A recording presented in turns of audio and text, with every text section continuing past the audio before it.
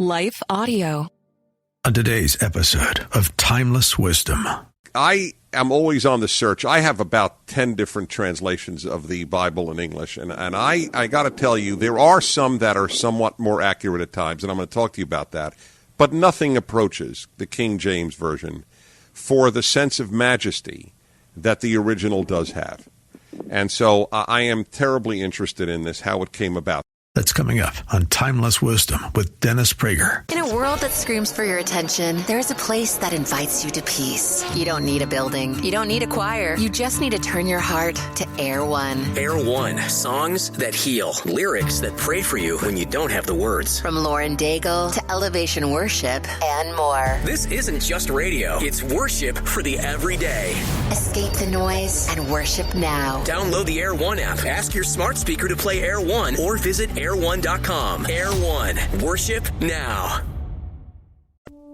Welcome to Timeless Wisdom with Dennis Prager. Hear thousands of hours of Dennis's lectures, courses, and classic radio programs. And to purchase Dennis Prager's Rational Bibles, go to DennisPrager.com. Ladies and gentlemen, you're listening to the Dennis Prager Show, and I have been looking forward to this interview for some time now. A book has just been published titled God's Secretaries, The Making of the King James Bible. Nothing has shaped Western thought as much as the Bible. Nothing. I mean, even an atheist has to acknowledge that. So let's get that straight. And no translation has shaped the Western world like the King James translation. Now, I got to tell you, and I have to tell the author of the book, Adam Nicholson, first of all, welcome to the show. Thank you very much. You're in Sussex, England right now, correct? I am. So you put your day in already, so it's you're nice and relaxed. I trust you're smoking a pipe, and there is a bulldog at your side. Feet up by the fire. Yes, exactly. That's right. Glass of whiskey in hand. That's it. Good. The image is perfect. with a picture of Winston Churchill right behind you. All right, now I know exactly where you are. For all I know, he's in a pub with 3 women next to him. Who knows? Anyway, thank you for joining me. Your book is, as I said earlier, God's Secretaries, just published by, in fact, our mutual publisher, HarperCollins. Now, by the way, let me just tell you, may I call you Adam? Of course you can. But, no. If you prefer Mr. Nicholson, I'm happy with that. No, I prefer Adam. Okay, very good. Adam, I'm sure you've been interviewed by many, and I hope you have, because this book deserves wide distribution. But I bet that I'm one of the few radio talk show hosts or television commentators that have interviewed you who actually knows biblical Hebrew. So I come to this. I think you're the only one. Okay, you're probably the only one in the world, aren't you? Do I call you Mr. Prager? No, I've earned Mr. as a result of that. I think so. I think it's Mr. from now on, isn't it? That would You're way ahead of me on that. That would be the first time, though, where the interviewer calls the guest by his first name and the interviewer gets called by his surname.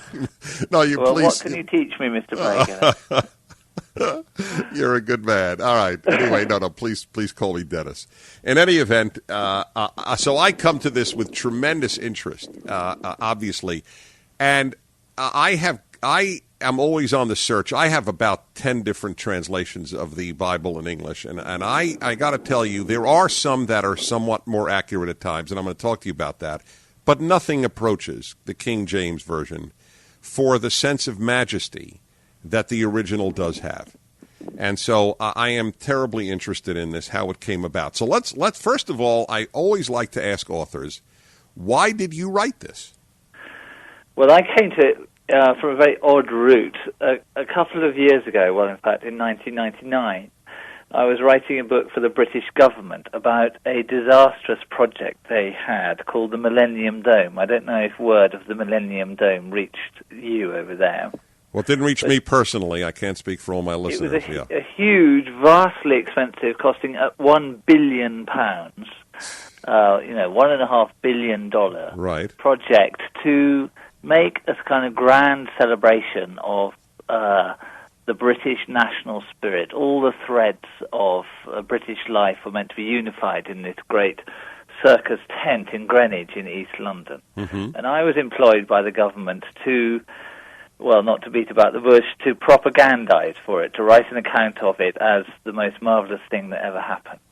It was, in the end, a complete disaster, full of terrible, bitter arguments and kind of a popular failure, terribly criticized in the press, and generally a disaster. And when I was doing it, a friend of mine said, of course, the thing you should be writing about is the King James Bible, because the King James Bible in the early 17th century was also a great central government project aiming to unify all the different threads in the nation at the time, bringing together vast numbers of very diverse people.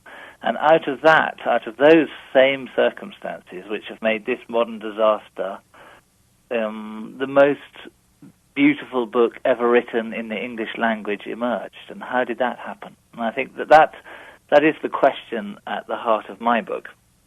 Well, that's a fascinating beginning. Like so many things that happen in our lives, it happened from out of nowhere, as it were. Yeah, it's the last thing you expected, obviously, then. You know, it is remarkable when going through your book that I never, ever expected a committee to ever produce anything good.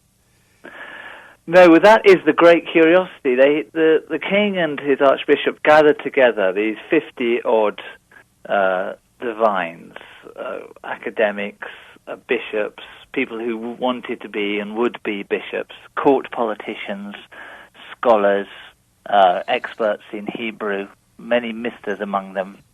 And from that very, very and deliberately diverse group, this great Jacobean music emerged. And I think the reason that, or one of the reasons that from a committee something great could emerge in the 17th century is that there was a sense of authority alive in Jacobean England, which we don't quite have. They believed in authority to a degree that I think we would now find extraordinary and very deeply illiberal. You know, Jacobean England is a place where people can get executed for not agreeing with central government ideology. I mean, in a way, it is an authoritarian state, like a 20th century authoritarian system. And I think that if it had been a modern committee, there would have been far, far more sort of disagreement than there was then, simply because you had to obey. There is one central state ideology, and you have to obey it if you're to get on in the world, and at the edges, if you're even to survive. And therefore what? Because there was authority, therefore the committee would listen to one voice? Yes, I mean... And whose voice was that? King James I? Yes, I think the 17th century idea of authority is that unless you have a very, very well-established and unchallengeable authority and order, you risk anarchy. There is no idea that individuals should have freedom of conscience or freedom really to think or do what they want. The governing idea of the time is this very, very conservative one, that you have to subscribe to a steeply hierarchical structure which begins at the bottom, obviously, with peasants and labourers, and rises up through the ranks of society, through the court and these people who are actually involved in this translation, onto the king and onto God. And it is one continuous, integrated, organic whole. And if you start to eat away at that, as of course Puritanism does, Puritanism essentially says there is no need for this hierarchy. Any individual can just have direct access to God. You don't need bishops, archbishops. Maybe you don't even need kings. And those people, those kind of what we would think of now as sort of free-thinking Puritans, were seen as the most terrifyingly dangerous people in English society. By the way... And of course, England booted them out. Right, and we got them. And you got them. And we got and we got the United States as a result. You did. Now, it's interesting, though, because in modern liberal, and I don't use that word politically, I'm using it in your term, liberal, illiberal. In modern liberal parlance, Puritan is almost synonymous with arch-conservative and hierarchical and authoritarian. That is interesting, an interesting shift, isn't it? Because yes. At the heart of Puritanism, and in fact I think you could say even at the heart of Christianity, there is this very subversive message which dispenses with worldly authority and makes worldly authority insignificant in the eyes of God, even in the eyes, certainly, in the light of a direct connection between the individual conscience and God. So worldly authority is an irrelevance. American individualism and liberty then it owes a great deal to the Puritans. It certainly does. I mean, I think that all of us, completely misinterpret Puritanism. I mean, there is an idea that Puritanism, for example, in the 17th century, is against sex and against fleshly pleasures.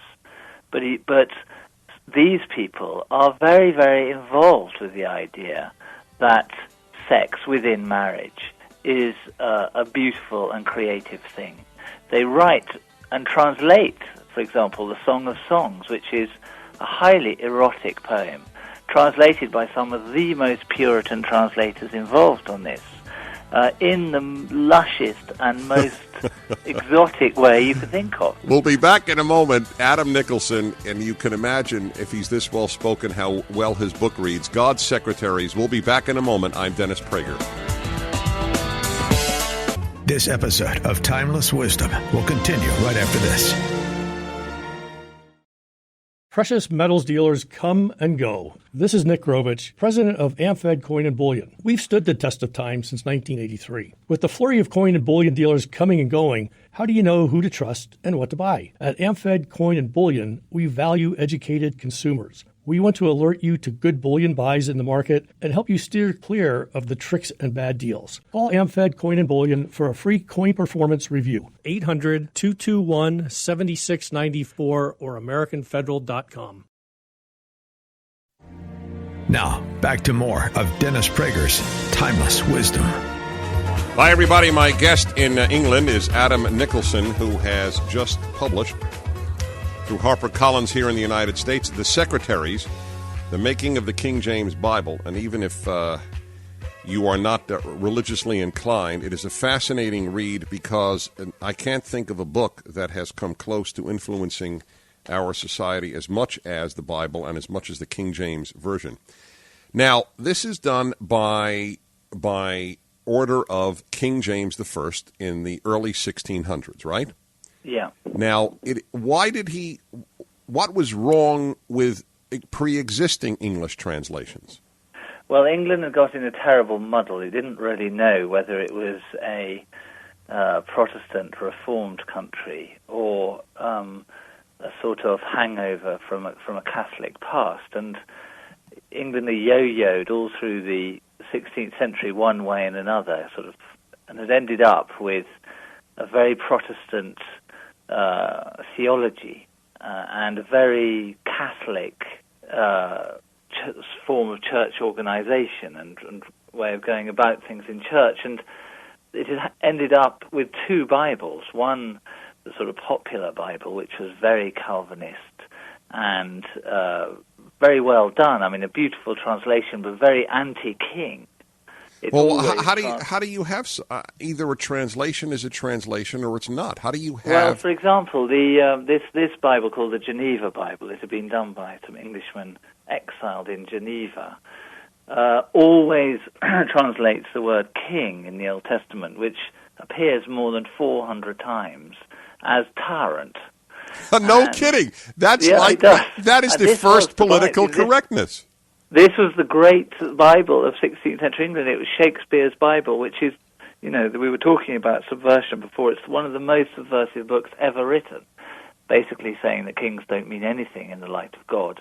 And so the government, the Elizabethan government, had produced another Bible to rival it called the Bishop's Bible, which was very kind of proper in supporting the church establishment, had a huge portrait of Elizabeth on its title page, no picture of God.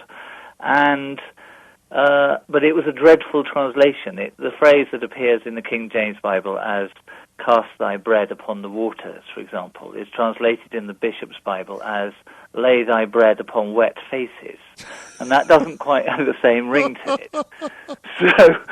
So something had to be done. James, he couldn't tolerate the anti-King Bible, and no one in the country could tolerate the hopeless government Bible. So this was a project to make a Bible, which is an unbelievably central thing to do. It's like the kind of code for everything you might do or think or any way you might live. So the Bible is central to government, and he commissions a Bible which everyone can subscribe to, but doesn't undermine his own standing as king. Oh, so that's how it came about. This was a way to, as you pointed out originally, to unify the contrasting, as it were, Catholicized English with the newly Protestantized English. That is the idea, that in some ways it bridges these very, very opposite categories. And it bridges it through the means of majesty and accuracy, is that it? Yeah, I think that it's a very conscious program to make a Bible that will suit everyone. And it's a question of rhetoric, really, of style, of the way it goes about it. And the Bible, over and over again, makes a translation which is very clear and accessible, using very ordinary language. I think there are only something like 10,000 words used in the King James Bible, as against some 25,000 in Shakespeare, for example. So it's very ordinary language. Though to us it's extremely flowery language, to us today. But it's set in this very majestic and very sonorous tone. Mm-hmm. Was it sonorous to the Englishmen of that day? Yeah, it is not only to us. It's not the English that was spoken on the street at the time. It's the sort of English which these translators imagined God might speak. Right. It is a sort of godly English. Which brings me to this question. Were all the members of these committees that made the translation, were they all believers? Undoubtedly. There were atheists in early modern England, but they were very, very few. And every single one of these translators would almost have not understood the question. Mm-hmm. It's like saying to us, "Do you believe in physics?" Right. It's how the world works. Yes. And I have to say, it's reflected in the translation. You feel that there's trepidation before the Holy of Holies when you read the King James Version. You do. I think that it's difficult in some ways for us, particularly I think in England, perhaps more in England than in America, to realize how central this is to the way in which that world works. It is much more like, I think, the place of the Bible is much more like the place of the Quran in an Islamic country now than the place of the Bible in a modern secular democracy. Mm-hmm. It is the sort of DNA of the culture. And so these people are addressing the central document, and the immense care they took to be loyal to the original texts is an awe-inspiring sight. The precision with which they need to transmit those original meanings is an extraordinary and humbling thing. One of the members of the committee, if I remember correctly, actually spoke about a dozen languages. Is that right? Yeah, the greatest of all the translators, a man called Lancelot Andrews, is said to have spoken 15 modern languages and 6 ancient. It boggles the mind. It boggles the mind, but Andrews is a very good example of how different they are from us. This great scholar who is bishop of Ely and Winchester and Chichester, one great big sort of administrative job after another, a court politician, a member of the King's Council, like the King's Cabinet, central politician. One of the great prose writers of his day, as well as being this great scholar, making himself a fortune on the side, siphoning off money from the bishoprics that he held, throwing parties for the king, which cost £3,000 at a time when a vicar would be paid £20 a year in salary. He is a sort of multiple figure. Larger than life, as we say. He simply doesn't exist today. Yeah. Well, apart from you, of course, Mr. Prager.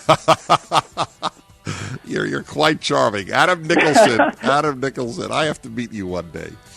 Adam Nicholson, God's Secretaries is the book, The Making of the King James Bible, and I can't recommend it too highly to you. We'll be back in a moment. I want to ask about the word thou. We shall return. This is the Dennis Prager Show. This episode of Timeless Wisdom will continue right after this.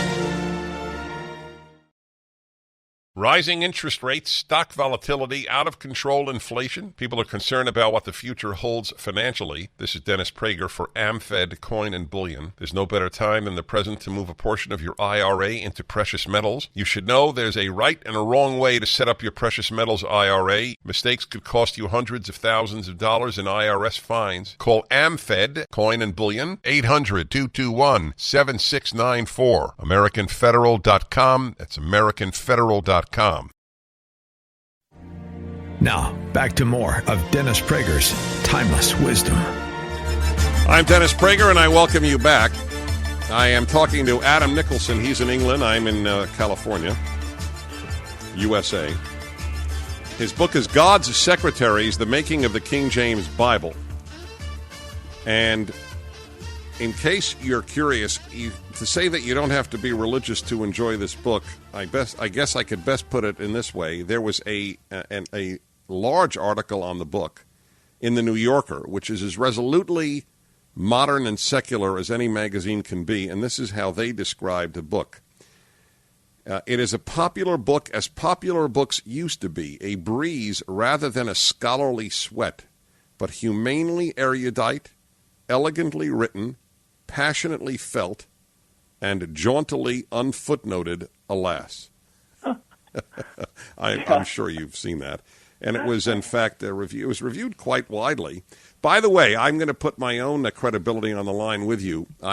You check on Amazon.com in America, our version of it, and I bet you will see it rise fairly significantly after my listeners hear you. I have a book reading and book buying audience that I'm very proud of, and your book should be on their list. So you watch that number, you'll get I will. You'll get some satisfaction, I believe. Of course, great. If it goes down, don't tell me. In any event, I want to ask you, because I've always wondered about this. Because, by the way, let me just tell you, when I teach the Bible, which I have been doing for 20 years, from the Hebrew. But I do it in English, and I use a number of translations. I love the King James by far the most. In terms of sheer absolute accuracy, they've done a little better in modern. For example, it really doesn't say thou shalt not steal. It says do not steal. But thou shalt not steal is far more powerful, thou shalt and thou shalt nots, than do not. But in terms of sheer accuracy, the Hebrew is lo tignov, do not, no steal, period. And so that's why it's good to use both. So it always interested me why they did say thou shalt not steal. Well, thou shalt not steal is about you, isn't it?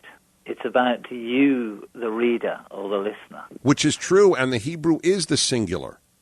And do not. That's a good point, because it's a statement from the divine throne in a way. But thou shalt not steal has got a kind of personal. Oh, I agree. I much prefer it. I'm saying, and you know what? Now that you mention it, the implication in the Hebrew is you. Because of the verb, we don't have that in English. Do not steal could be you plural or you singular. Right. But in you're right, because it is in the Hebrew the singular of the second person, of you. So you've just actually made a great defense of the thou shalt not. Let me ask you about thou. What was that if I met you on a street in England in 1603, would I have said, how art thou feeling? You might have, and you might not have. It was just on the cusp. That was one of the things that was changing. English was in an incredibly fluid state, and thou did have an element of antiqueness about it. Even then? But it wasn't uncurrent. Uh-huh. It was just on the change. And I think you can see that throughout the King James Bible, that where they have the choice, they on the whole choose the older form, the sort of form which, interestingly, their fathers and grandfathers might have used. Was thou, what was thou? Was there, did thou exist along with you? Yes, I mean, thou is the oldest form, and for the second person singular of what we now say is you, and it just dropped away in the course of the 17th century, that by the 18th century it would have been thought very curious to use thou.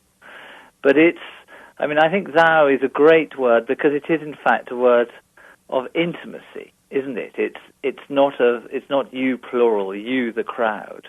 There is a kind of closeness between a God who can address that's right. you. In other words, you can be singular or plural, but thou is only singular. And there is a certain distance in you. You all. It almost. That's right. That's right.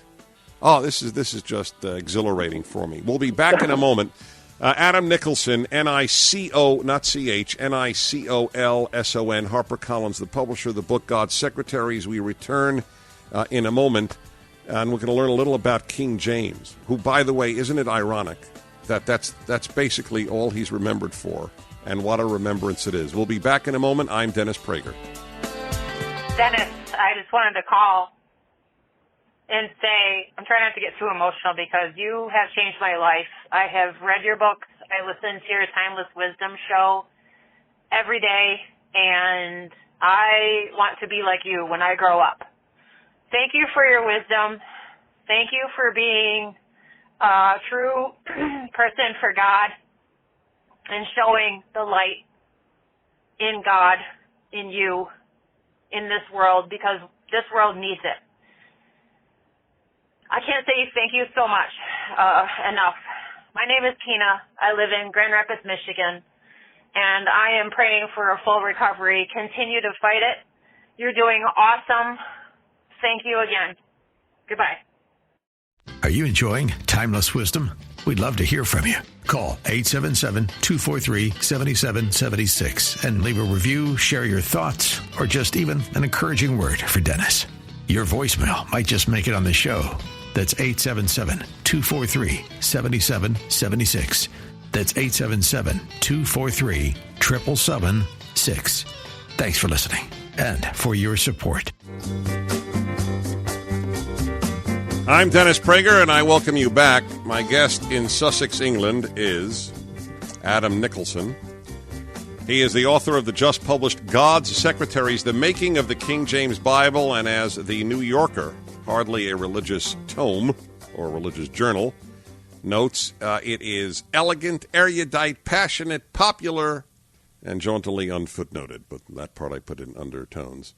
I don't know what footnotes. I don't even know what footnotes, frankly, you can use much. It was. I actually do like when there are footnotes in history books, but I'm not sure that this one really needed it. Well, it was a difficult decision to make about footnotes. I mean, footnotes do sort of lend an air of trust to the thing, don't they? Yes, that's right. If you see them, you know that you can go back to some sources. But they do have a way of making it look like a sort of reference book, I think, rather than a story. And I wanted to tell a story. Right, which you do well. Now, let's go to King James himself. So you really helped me on the thou. I can't tell you, really, this was because I have struggled with that so long. Which do I use, the majestic or the accurate? But there is accuracy in thou shalt not steal because it is directed to the you singular. And I very much appreciate that. By the way, there is an issue that I have raised with my listeners for much of my 20 years on radio, and that is that thou shalt not kill is actually, in modern English at any rate, inaccurate. It's thou shalt not murder, and that is an important distinction, because thou shalt not kill would mean that the Ten Commandments came out against warfare, came out for pacifism, even vegetarianism, theoretically, because you can't kill an animal. Did kill, and you may not have the answer to this, did kill in those days imply murder? I don't know. I mean, certainly they had no compunction about killing. You know, I think something like 70 death sentences a year were carried out in early 17th century England, and they killed happily enough. I don't know. I think that kill and murder, there is certainly the word murder, is used at the time, and I think they are distinct. So if it was used at the time, then it was an unfortunate choice for a great translation. I mean, no translation can be perfect, but it really was. You're right. I don't have the answer to that. I don't know why it doesn't say thou shalt not murder. Because the Hebrew makes this very clear distinction. Right. They're both words there. Anyway, it's just one of those things that has always stuck with me, because I know it has misled a lot of well-intentioned religious people into pacifism, opposition to capital punishment, and so on, which may be fine for other reasons, but not for the reason that the Ten Commandments bans it. James I, tell us a little about him. Was this an intellectual king? He was incredibly intellectual king, the most intellectual person ever to have sat on the English throne. He's the only one ever to have had his works collected in a handsome volume. He was a very, very strange man. He'd been brought up in Scotland. His mother was Mary, Queen of Scots, and she deserted him, ran away to England when he was 1 year old. And he'd had a childhood and an adolescence being kidnapped by one faction after another of Scottish nobles, rather violent Scottish nobles, being berated and kicked from one end of Scotland to another by some fearsome ministers of the Scottish Church. And he became a very odd man, that he was very intellectual. And in some ways, intellectuality was a sort of retreat for him from the real world. From the pain he loved of the hunting. Real world. He loved young boys. Strings of beautiful young boys feature in his life. And yet, I mean, he's always had a pretty bad press in history as this self-indulgent, gay, incompetent king. But there is a great, great deal to him. He had a vision of a kind of integrated society, of one whole loving kingdom, in effect, at peace with itself, which is a great and dignified dream, and was then. And this Bible, part of the purpose of this Bible, was to bring about that dream of unity and wholeness. And people forget that the rest of Europe at the time was riven by these terrible religious wars in France and Germany and all through Central Europe, some of the bloodiest wars ever fought. And James's policy of, non-confrontation between divergent parts of the society actually prevented war happening in England until the 1630s, well, by when he was dead and his far less competent son Charles was on the throne. So, in a way, you can think of James as rather a hero for that, a kind of a king who believed in love. Well, obviously he did, since you mentioned the string of boys.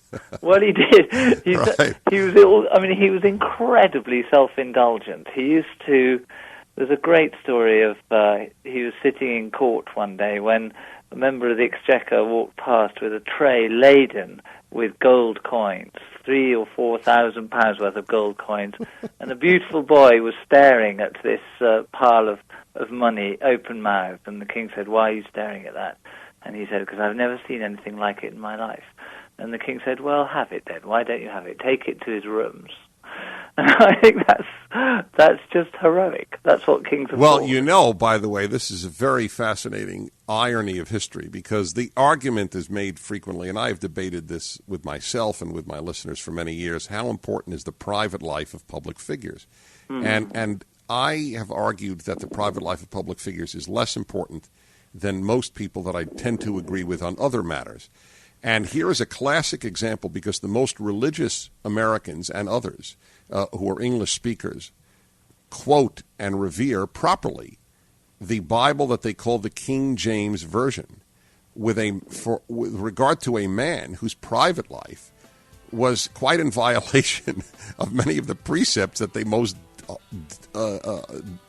dearly hold. Yes, I mean, I think the two things are connected in James, that his desire for a happy world in some way comes from his delight in life and having great and pleasurable times. Fascinating. The two don't diverge. Wow. All right, we'll be back in a moment for the final installment here of my talk with Adam Nicholson, the book God's Secretaries, The Making of the King James Bible. This episode of Timeless Wisdom will continue right after this. Precious metals dealers come and go. This is Nick Grovich, president of AmFed Coin and Bullion. We've stood the test of time since 1983. With the flurry of coin and bullion dealers coming and going, how do you know who to trust and what to buy? At AmFed Coin and Bullion, we value educated consumers. We want to alert you to good bullion buys in the market and help you steer clear of the tricks and bad deals. Call AmFed Coin and Bullion for a free coin performance review. 800-221-7694 or AmericanFederal.com. Now, back to more of Dennis Prager's Timeless Wisdom. I'm Dennis Prager. If you want a good read, it is God's Secretaries, The Making of the King James Bible. Adam Nicholson is the author. And let me tell you something, sir. If you publish a book on the development of the phone book, I am going to have you on next time. I don't care what you write on. You're a charming man. You're a charming man. This has been an absolute delight. Let me ask you: when it came out, the King James Version, did it make a big splash immediately? Incredibly. That is one of the extraordinary things about it. It absolutely sank like a stone. Everybody loved the older Bible that they'd had, the Geneva Bible. And this thing just didn't go at all. Huh. I mean, everything was done to sort of make it the great Bible of England, and the English didn't take it up. And certainly, of course, the Pilgrim Fathers didn't take it up. They went with the Geneva Bible to America. Because that's the one that said parent instead of king. It said tyrant instead of king, and it had a lot of sort of tips and hints on how to interpret the Word of God in a very Calvinist way. So when did it catch on? Well, it doesn't. The King James Bible doesn't really take off until after the end of the English Civil War, when finally the monarchy is restored in 1660. Then, almost as a kind of symbol of old England, of the England which had existed before the terrible disruption of the Civil War, which had killed huge numbers of people, the most damaging war in terms of the proportion of the population killed the English have ever fought. I mean, a terrible, terrible time. And England took up the King James Bible in a way, I think, as a memory of something that persisted in England across that terrible rupture. And it was then that the King James Bible became, in a way, the sort of text for the nation. So the Bible that the Puritans who came over here to the colonies, as you may still refer to us, they did not bring the King James Bible. No, they did not. They brought the Geneva Bible with them, and they I wonder when the King James caught on here then. Well, that is a long and complicated story, but it is also to do with this idea of nation building. The Geneva Bible, which is about the individual relationship to God of the individual believer, is not a Bible on which you can make a community. It's about, very intense individualism. That's right. The King James Bible is about nation building. How fascinating. It's about being in this together. Adam Nicholson, you keep writing, and I'll keep talking to you. Thank you. Thank you so much. It's been a joy. God's Secretaries, thank you. I appreciate it. God's Secretaries, the making of the King James Bible. Don't go away. You're listening to The Dennis Prager Show. Tomorrow on Timeless Wisdom with Dennis Prager. Sober fun. That's today's topic, sober fun. A lot came together in talking to Julie about this notion of sober fun. It actually arose in a very small way. She was at my house with my wife and me, and she came over to my desk to see what I was looking at on the internet. It was, for whatever reason, it was apparent I wasn't working. As I say to you, I take a vacation every day. So she comes over to the computer. You'll get a charge out of this. What do you think I was looking at? Stereo, something. Absolutely a coherent response, something audio equipment. I was looking, I'm almost embarrassed to say, I was looking at different inks. I told you folks I'm really into fountain pens. And the variety of colors that were available with a certain brand and many brands. She came over and she looks and sees on the screen all these colors of fountain pen inks. And to my great joy and amazement, she found it fascinating. Just fascinating. And that's what hit her. She said, "You, Dennis, you have a lot of sober fun." Join us tomorrow to hear more on Timeless Wisdom with Dennis Prager. Visit DennisPrager.com for thousands of hours of Dennis's lectures, courses, and classic radio programs, and to purchase Dennis Prager's Rational Bibles.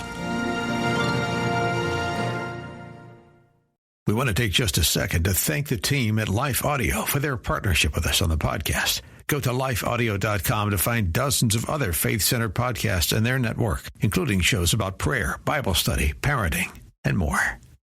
Rising interest rates, stock volatility, out-of-control inflation. People are concerned about what the future holds financially. This is Dennis Prager for AmFed Coin and Bullion. There's no better time than the present to move a portion of your IRA into precious metals. You should know there's a right and a wrong way to set up your precious metals IRA. Mistakes could cost you hundreds of thousands of dollars in IRS fines. Call AmFed Coin and Bullion, 800-221-7694. AmericanFederal.com. That's AmericanFederal.com.